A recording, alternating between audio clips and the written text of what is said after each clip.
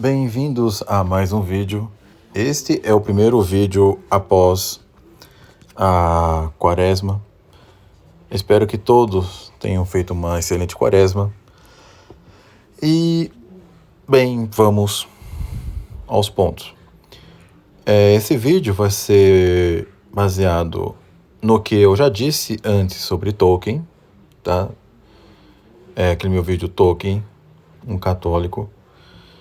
E também, dentre outros, que refere-se à crítica daqueles que atacam não apenas a literatura de Tolkien, como também qualquer literatura fantástica. Há muita confusão nesse meio, tá? Porque parece que as pessoas realmente não sabem do que falam, tá? Você não acha suspeito que Tolkien fazia parte de tal grupo? Tipo, qual o problema? Realmente eu pergunto, qual é o problema? Né? Como se fosse muito comum reunir uns amigos em grupo para discutir coisas. E Tolkien, como era amigo de literatos, se reunia com outros escritores, que é coisa normal.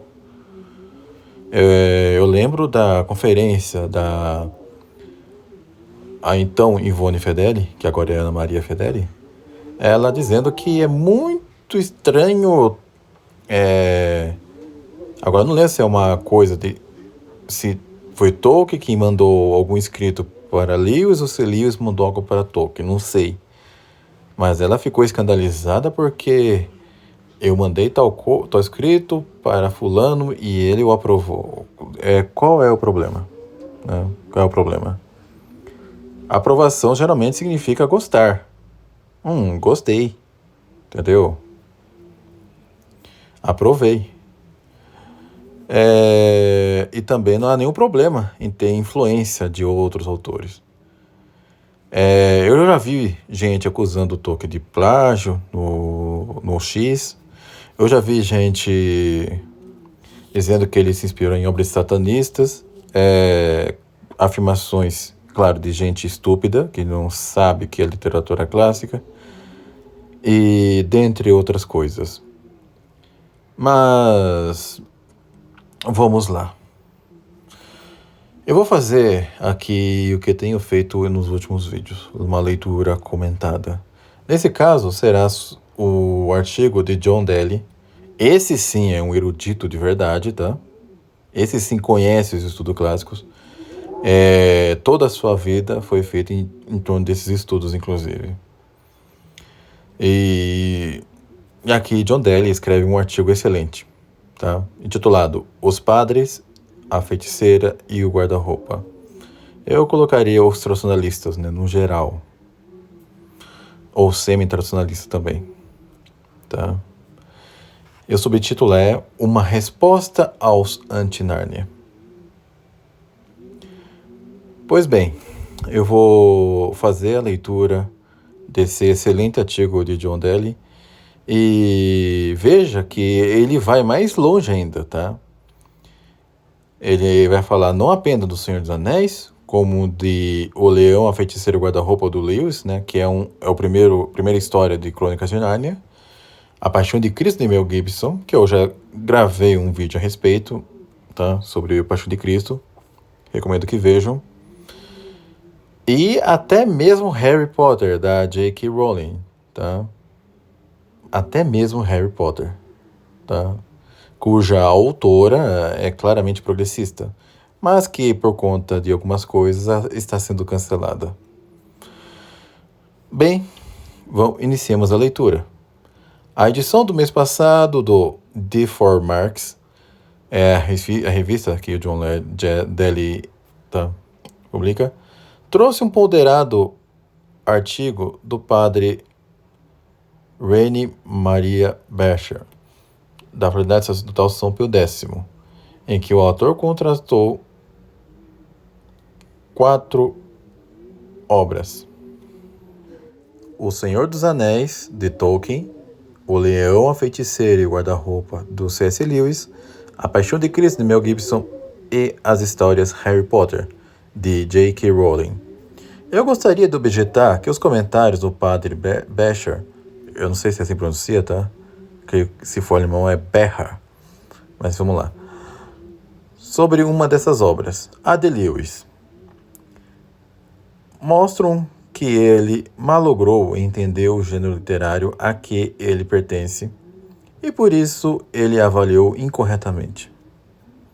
Curiosamente, um outro sacerdote, o padre Eugene Berry, sedevacantista, há apenas 2 anos cometeu erro similar sobre o mesmo assunto. Na consideração dos comentários desses 2 padres, a quem não pretendo nenhum desrespeito, espero projetar alguma luz não somente sobre um único livro, mas sobre um leque muito mais amplo de assuntos. O sumário que o padre Becher fez do livro de Lewis, peça central da série Nárnia, é a seguinte. Lewis traz a tentativa de oferecer a história da redenção embrulhada num conto de fadas, o que evidentemente não tem como fazer justiça à importância e sinceridade do assunto. E o padre Berry observara alguns argumentos que nessas fantasias cinematográficas pode-se ver simbolismo cristão. É muito melhor alimentar a inteligência com a realidade da doutrina de nossa fé, dada por Deus, do que distorcer a sua criação com fabricações do homem, frequentemente apresentadas ao gnosticismo. Parece até certo grupo de pessoas, alguém de um certo grupo de pessoas falando, né? Você sabe quem. Filmes como Nárnia, com seu tênue verniz de ideias religiosas, são genuínas tentativas de desmamar as crianças da religião real. Fecha aspas pro Padre Berry. Comentário de John Daly. O Padre Berry também aplicou a Nárnia o conselho de que as mestras não devem permitir que quem está sob sua tutela leia romances. Do inglês novels, né? Nota do tradutor. O artigo foi traduzido pelo Felipe Coelho.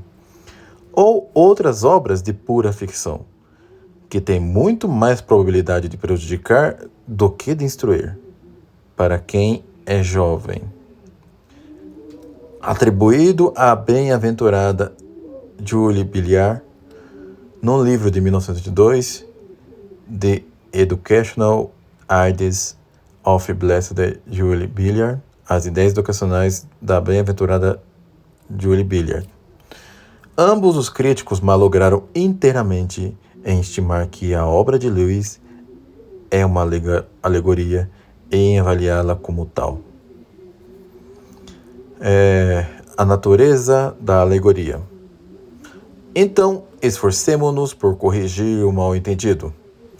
Todo mundo conhece a metáfora, o uso de uma palavra para representar outra, como quando dizemos que um homem agonizante tem, entre aspas, um pé na cova, se bem que ele, na realidade, pode estar na cama dele. Ou quando dizemos que o dólar despencou, como se a moeda americana fosse uma fruta que se separou da penca e que está em queda rumo ao chão. Ou quando nos referimos aos caciques do liberalismo, porque apesar de não serem líderes indígenas, esses demagogos são violentamente intolerantes. Ou quando dizemos que um homem é um bom samaritano, muito embora ele não venha da Samaria. Ora, uma alegoria é uma forma de metáfora contínua. Não é somente uma palavra única que designa outra coisa que não o que ela significa literalmente. É toda uma história na qual os eventos podem ser lidos tanto literalmente quanto simbolicamente.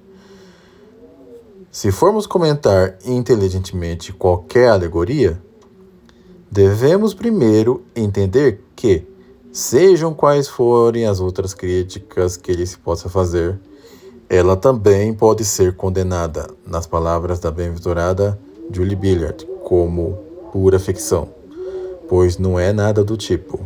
O sentido literal pode ser verdadeiro, por exemplo, a peregrinação dos israelitas no deserto por 40 anos realmente aconteceu, mas também, na intenção do autor divino, simboliza o progresso da alma cristã na vida espiritual.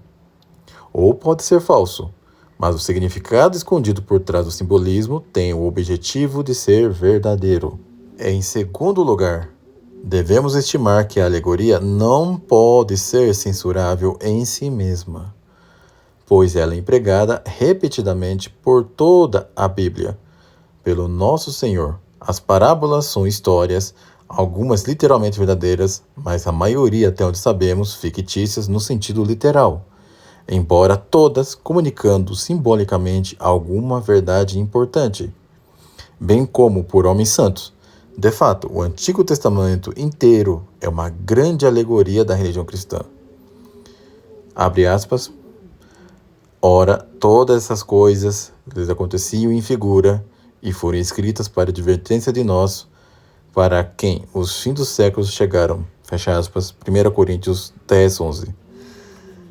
Em terceiro lugar, devemos reconhecer que, em todas as alegorias, o significado superficial é o menos importante, ao passo que o significado escondido é o central, e a verdadeira razão pela qual a obra foi escrita e pela qual idealmente deveria ser lida.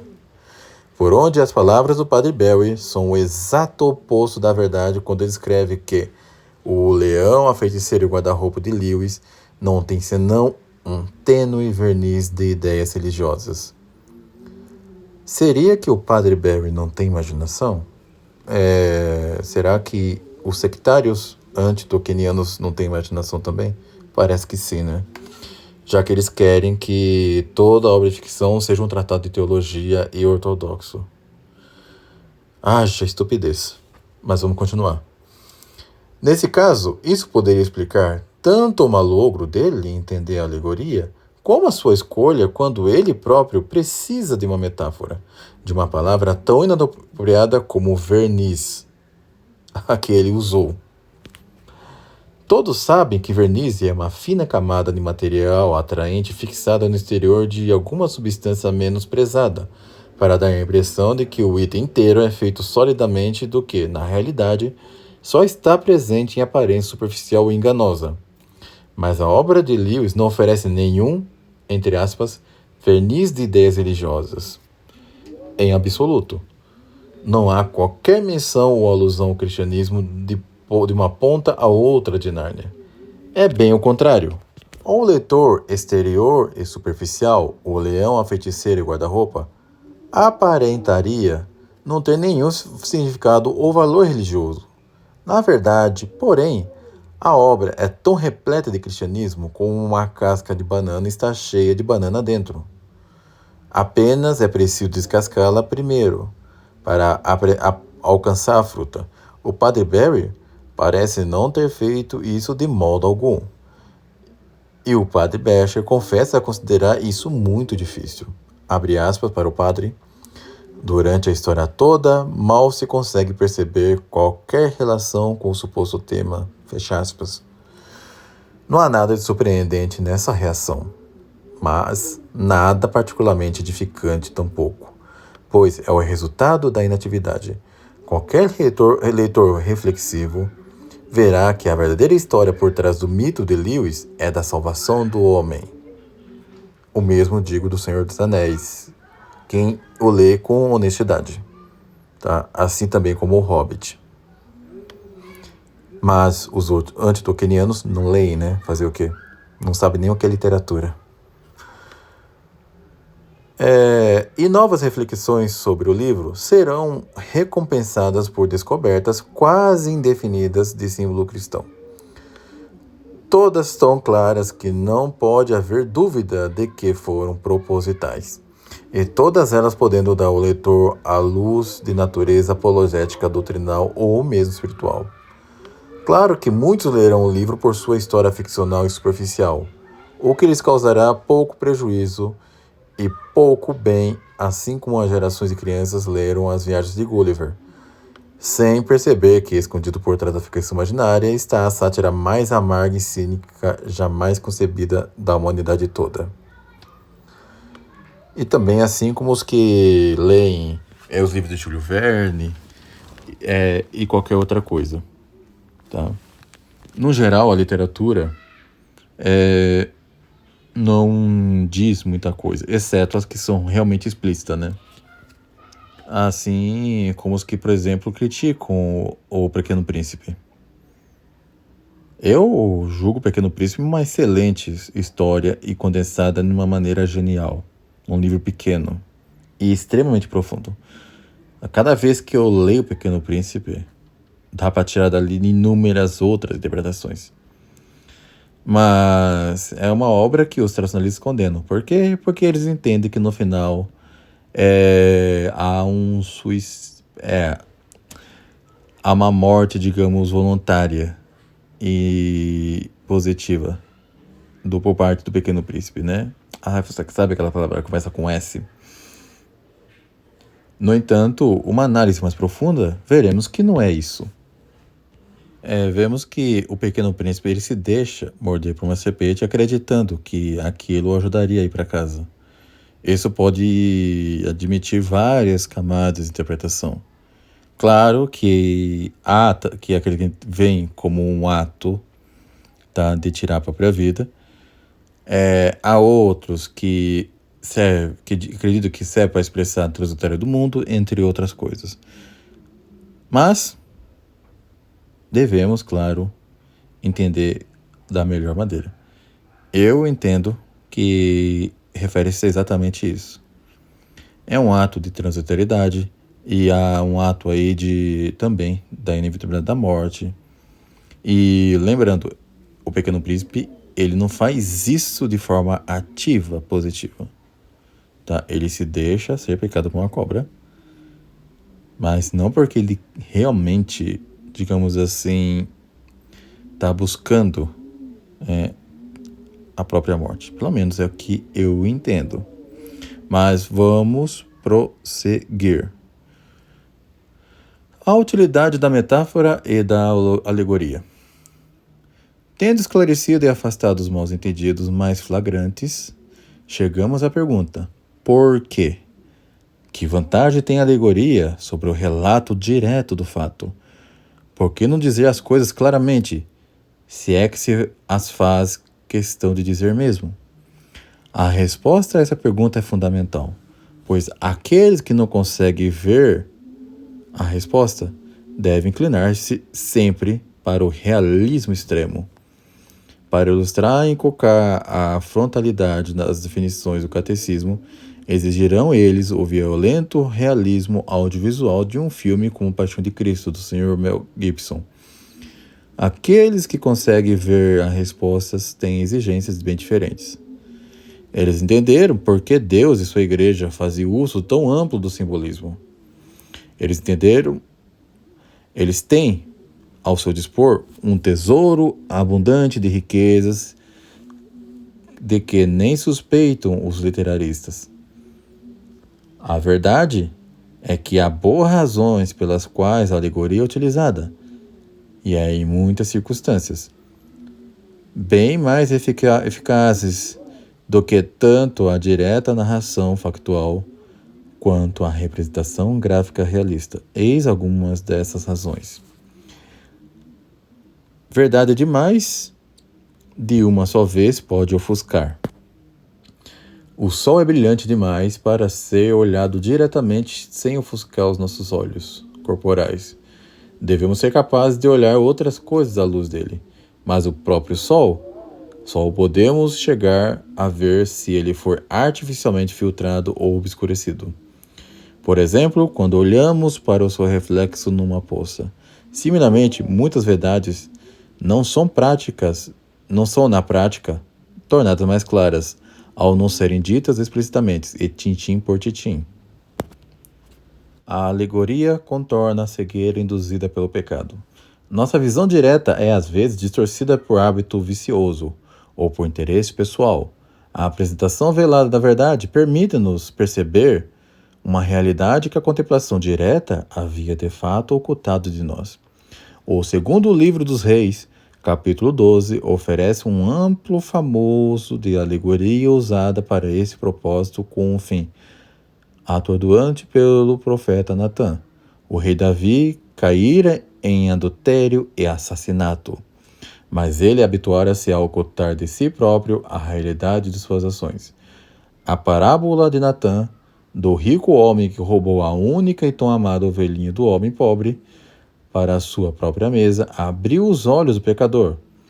A reação de Davi ao conto foi distorcida porque ele ainda não havia penetrado além do nível do relato superficial e, de fato, fictício. Natã precisou acrescentar: "Tu és este homem", para Davi entender a sua falta e fazer penitência.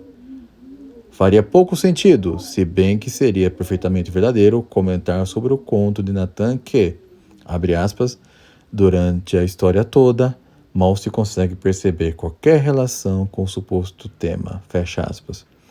Era esse o objetivo, nem tampouco estava Natã balançando-se nas beiradas do gnosticismo. A alegoria restaura a sensação, a inteligências entorpecidas pelo hábito. A alegoria também ajuda a livrar-nos do efeito amortecedor do hábito. Os cristãos, como os não cristãos, já ouviram centenas de vezes a narração fundamental da encarnação e da redenção. Suas reações são agora reflexos condicionados. Não conseguimos olhar para o cristianismo como algo novo. Não conseguimos reagir a seus dogmas, sua moral, sua história, como a algo que tem frescor. A afinada Dorothy L. Sayers escreveu, abre aspas, o dogma da encarnação é o que há de mais dramático sobre o cristianismo. E, de fato, o que de mais dramático já entrou na mente do homem. Mas se dizes isso às pessoas, elas te fitam com perplexidade. Fecha aspas. E como Chesterton mostra em The Everlasting Man, o Homem Eterno, assim como que, por uma mudança de perspectiva, recuperamos a capacidade de enxergar o cristianismo com o aspecto de que ele deve ter tido para os contemporâneos de Cristo. As verdades sagradas não alcançam. O descrente vê, de um só golpe, que a fé é crível. O fiel é instigado a agir de acordo com o que ele acreditou letargicamente, mas não assimilou plenamente. Milhões de homens são capazes de ouvir a mínima menção do nome de Nosso Senhor sem ser vítimas de toda uma gama de instintivas reações negativas. Eles não têm essa repugnância por Aslan. É, portanto, possível a Aslan conduzi-los a Cristo de um modo que a apologética cristã explícita nunca teria podido. Suspeito que ele o possa ter feito com mais frequência do que o Sr. James Caviezel.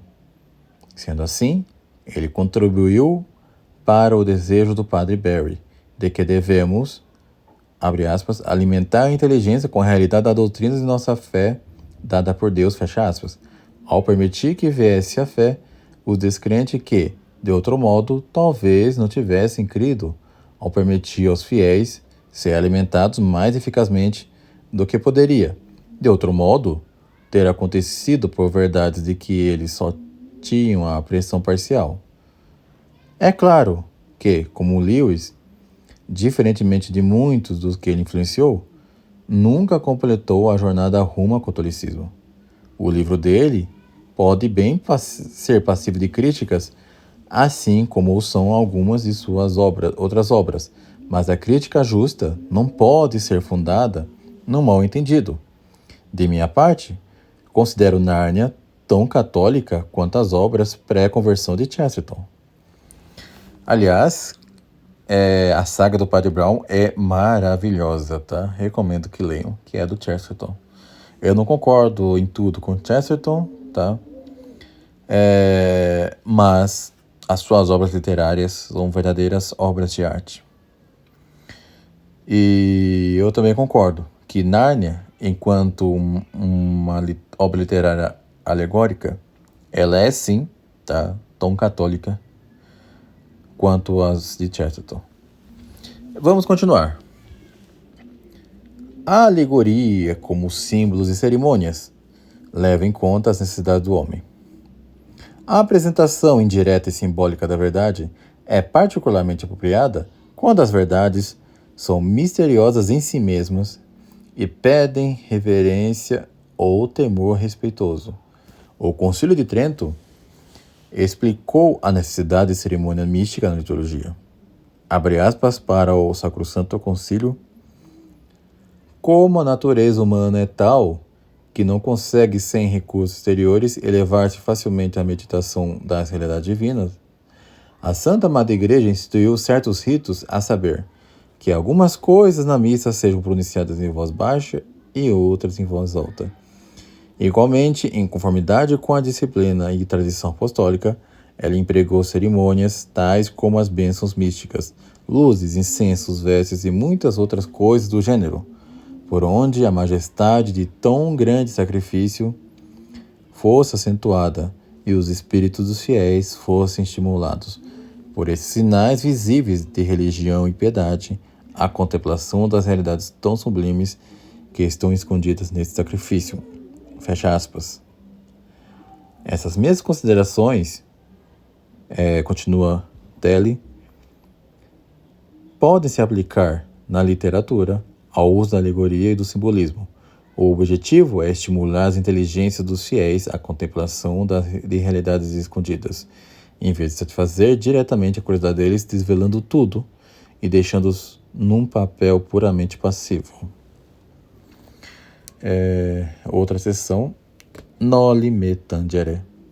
Um ser humano presente diante de nossos olhos pode facilmente ser objeto de uma afeição demasiado sensual e natural. O amor divino que Cristo veio inspirar-nos é da vontade, não das emoções. Não há perigo de sentimentalismo quando a realidade é velada, como a presença de Cristo foi retirada na Ascensão. Ver Catecismo de Concílio de Trento sobre as vantagens anecas conferidas pela Ascensão, parte 1, capítulo 7, inciso 8. Ou velada na Eucaristia, ou apresentada simbolicamente, como em muitos dos nossos rituais litúrgicos. Entre aqueles que testemunharam a paixão de Cristo em sua realidade sangrenta, ele julgou necessário repreender as mulheres de Jerusalém por suas mal direcionadas lágrimas de mera piedade natural. Isso pode explicar, em parte, por que os cristãos recuaram por 20 séculos da representação direta de Cristo sem símbolo nem véu. Pode parecer assombroso de nossa perspectiva presente, mas a peça radiofônica de Dorothy L. Sayers e de 1951, The Man Born to be King, O Homem que Nasceu para Ser Rei, foi considerada reflexiónária pelo fato de a voz de um ator humano ter falado as palavras de Cristo. Em 1959, Ben-Hur, protagonizado por Charlton Heston, permitiu aos espectadores ver Cristo de relance, uma ou duas vezes sem jamais divisarem um rosto identificável. Aliás, meus amigos, recomendo muito que assistam ao filme Ben-Hur. Esse filme é simplesmente maravilhoso.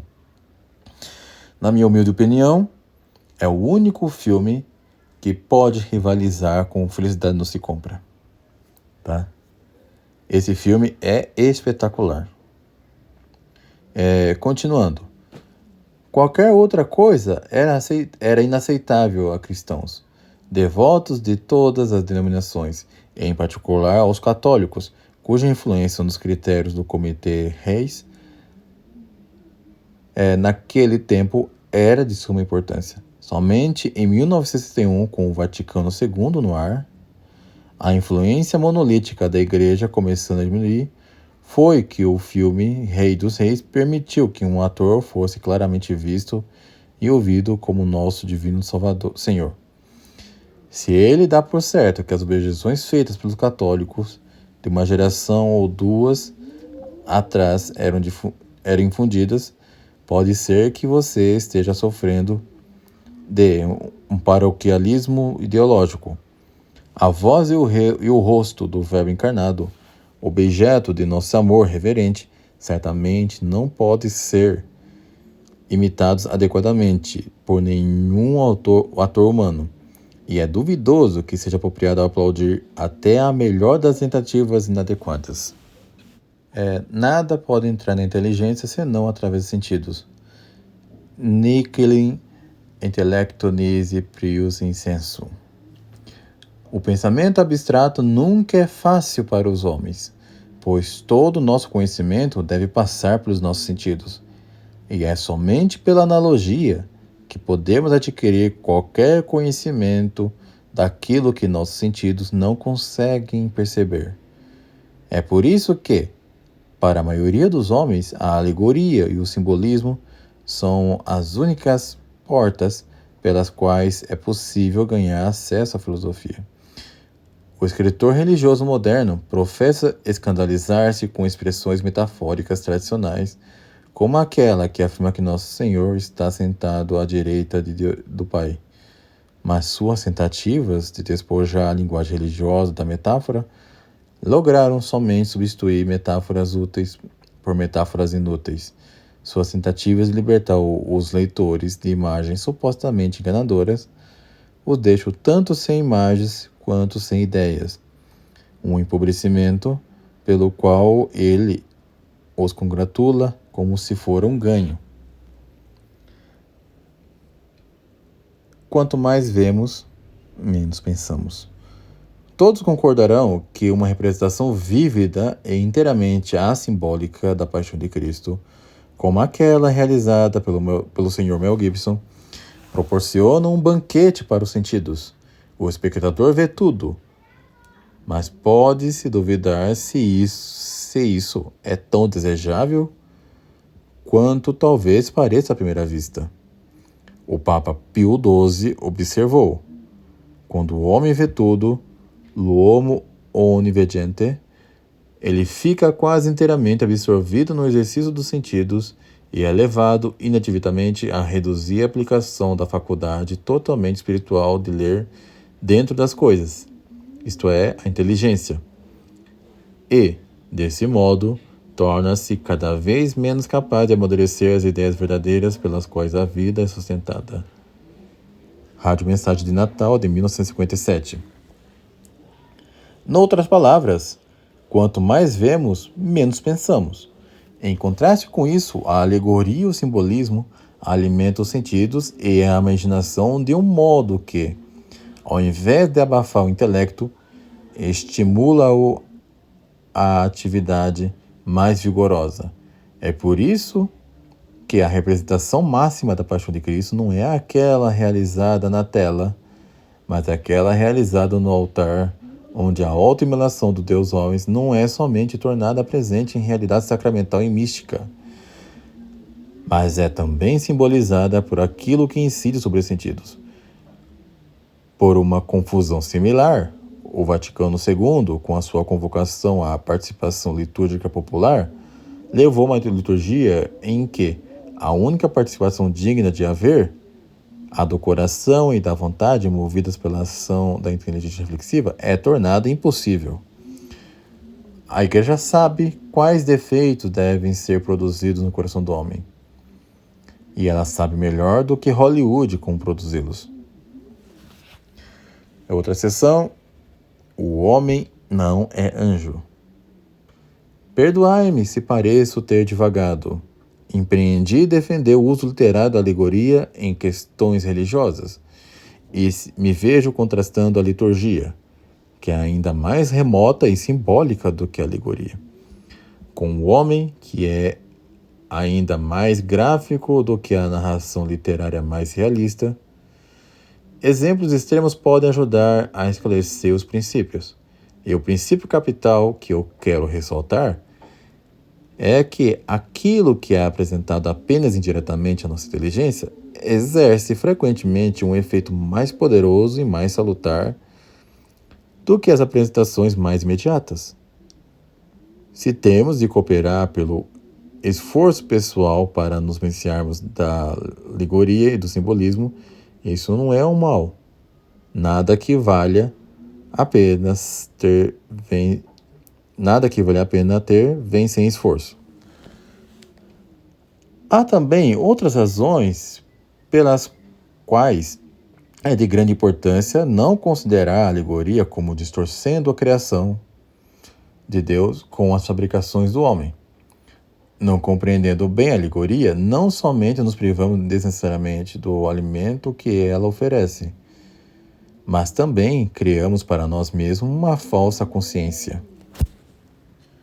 Deus fez o homem num estado de dependência absoluta da metáfora. Devemos imperativamente, para a nossa salvação, conhecer as verdades abstratas, mas a nossa linguagem não tem uma só palavra para qualquer abstração que não tenha sido originalmente uma metáfora. Tentar emancipar das metáforas, incluindo sua forma estendida, a alegoria, é mais uma variante do desejo de tornar-nos anjos. Mas a história dá testemunho de que homens que tentam se tornar anjos tornam-se demônios. Isso daqui é interessante, né? Veja que Deus, ele não tem corpo, mas ele assumiu o corpo para ser adorado sensivelmente aqui na Terra. Agora, Deus se fez homem, ou seja, Deus se fez imagem, e em todas as missas válidas do mundo, Deus não se fez pão também. No sentido de que agora a substância de Cristo, ou seja, todo o seu composto de corpo, alma, sangue e divindade, está presente na Eucaristia, que sob acidente de pão. Isso deveria então escandalizar qualquer um que rejeite qualquer uso de metáforas para contar uma história que é verdadeiramente católica. Apesar de Lewis ser protestante, eu vejo Crônicas de Nárnia como uma obra católica. E as obras de Tolkien são mais católicas ainda, se forem lidas à luz do catolicismo. Mas vamos continuar. Aliás, antes, tá, porque eu sei que as pessoas anti-tolkienianas, como elas não sabem ler, elas não sabem interpretar texto. Então, na parte em que ele diz que devemos imperativamente para nossa salvação conhecer as verdades abstratas, mas nossa linguagem não tem uma só palavra para qualquer abstração que não tenha sido originalmente uma metáfora, ele nunca está querendo dizer que é necessário lermos contos de fadas ou literatura fantástica para nos salvar, tá? Porque do jeito que certas pessoas são, muito burras, é bem capaz deles interpretarem desse modo. Mas vamos continuar. Já que, gostemos ou não, estamos rodeados pela metáfora e pela alegoria, e nós próprios usamos-las mesmo sem nos darmos conta disso, devemos aprender a enxergá-las como realmente são. Assim como uma palavra literal designa uma coisa, uma metáfora é uma palavra que designa uma coisa que, por sua vez, designa outra coisa. Se você tomar uma verdade literal como metafórica, você se tornará um modernista. Se tomar uma metáfora como uma verdade literal, você se tornará fanático.